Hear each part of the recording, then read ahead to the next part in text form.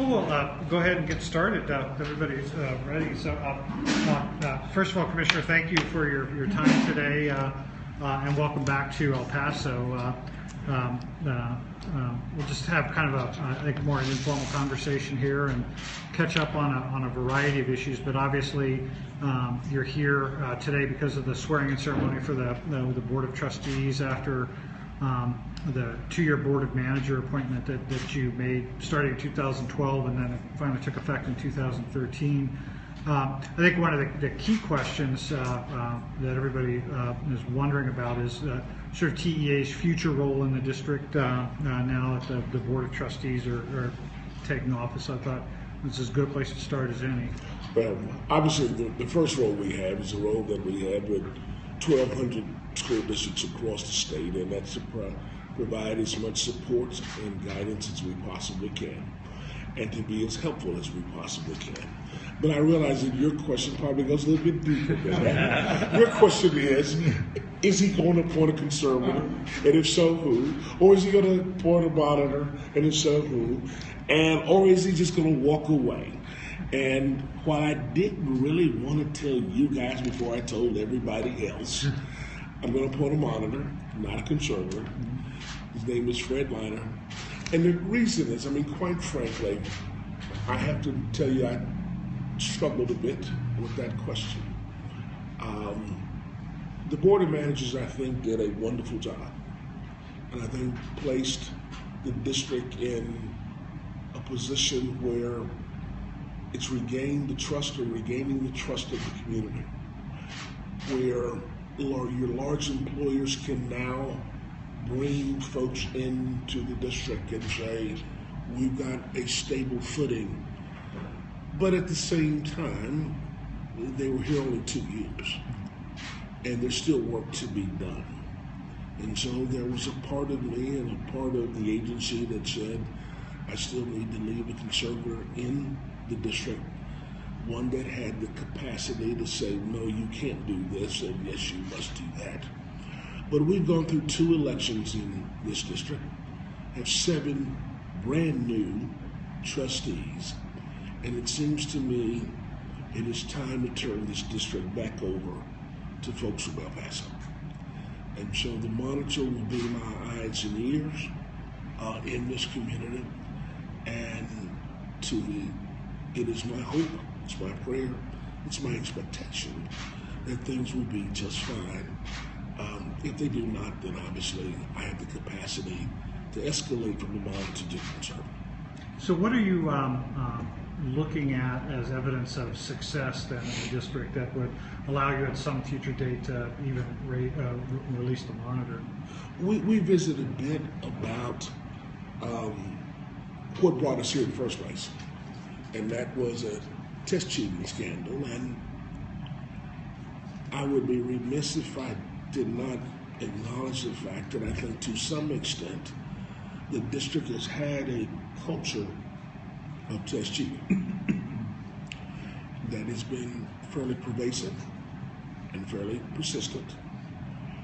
And to some extent, through our work and that of the federal government in the sense of the FBI, that has been significantly reduced.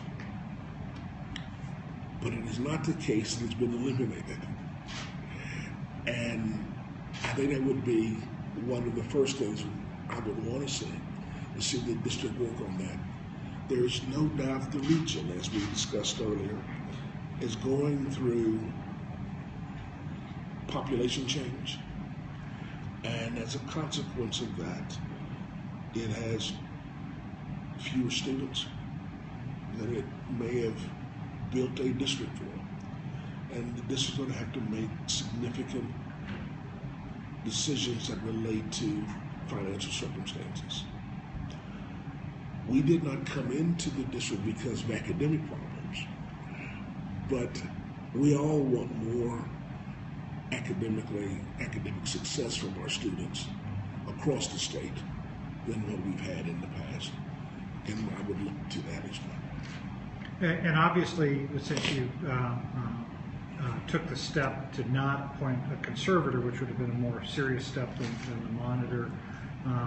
Is it fair to say that you are seeing signs of progress that you're comfortable with through the 2 years of the Board of Managers? Well, I think it's been two things. I think there's a combination of things. Number one was the work that was done by the Board of Managers. I said in one of our meetings before, when I said over there, that after the appointment of the Board of Managers, I believe that you had one of the strongest leadership teams for a school district in the country. And we saw the work that they did.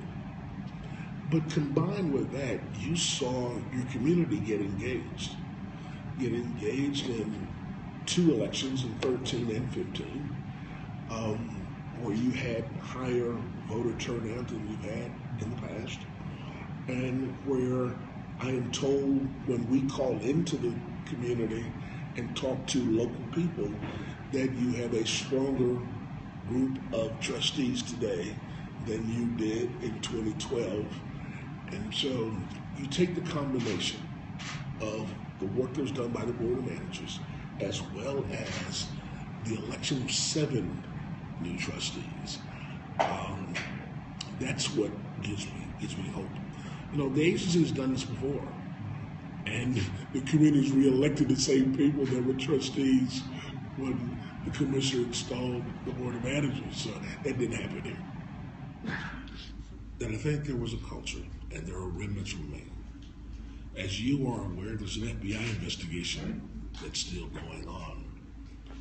And Gene, I'm not going to be able to get away from this, but there is going to be a TEA investigation that Juan has been advised of. On attendance or? On attendance and test cheating. So there is, so we have received evidence that suggests to us that it is important for us to conduct an investigation. Was this a self-reporting one, or? No. We actually self-reported on something else, but this was. Yeah. So there's an FBI investigation, and then we have now advised the superintendent that we're going to conduct an investigation out of our new unit on test cheating. So now let's go to the other part of your question. There's no doubt that when you have high-stakes testing that has real consequences, that some folks may choose to try to cut the corners. I would not take that as an indictment for testing. But there's no doubt that happens sometimes. We've got 8,600 campuses in the state of Texas. I would dare say this doesn't happen at anywhere near a significant number of those 8,600 campuses, and nowhere near a significant number of the hundreds of thousands of classrooms that youngsters are tested in. So our job is to figure it out wherever we can, whenever we can.